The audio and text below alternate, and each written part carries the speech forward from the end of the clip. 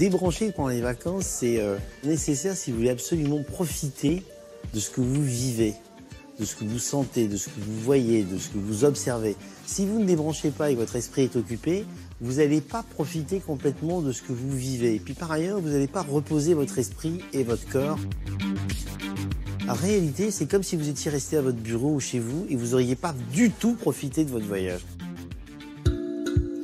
Pour arriver à débrancher, le premier conseil que je peux donner, c'est d'abord que vous en ayez envie. Parce que si vous êtes comme moi, quelqu'un de très addictif, par exemple aux outils électroniques, si vous vous disciplinez pas, vous allez toujours aller regarder votre téléphone portable, votre ordinateur et faire quelque chose. Il faut, lorsque vous, par exemple, vous allez au restaurant, vous allez vous balader, déjà totalement poser ces outils électroniques. La clé, c'est vraiment d'être dans l'instant présent. Vous vivez profondément les choses et vous reposez votre esprit. Il n'y a rien de plus spirituel qu'une telle démarche en réalité.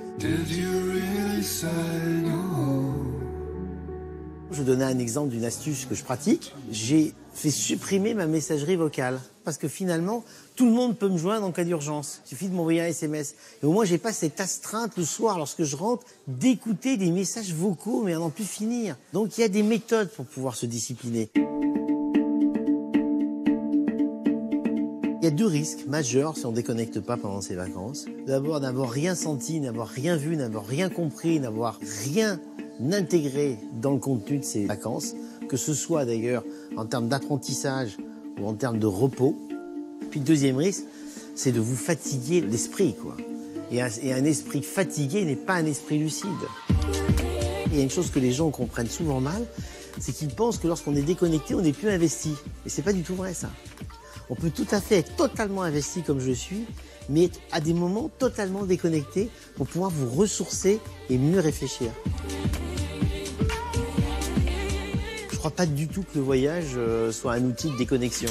Ceux qui ont des soucis et qui croient lorsqu'ils vont faire un tour du monde pour oublier leurs soucis, ils se racontent des histoires. Ils emmènent leurs soucis avec eux.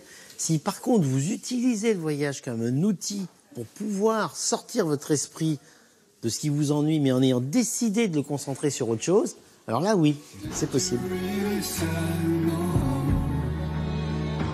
Il faut décider qu'on prend le contrôle des outils et non pas que les outils vous contrôlent. You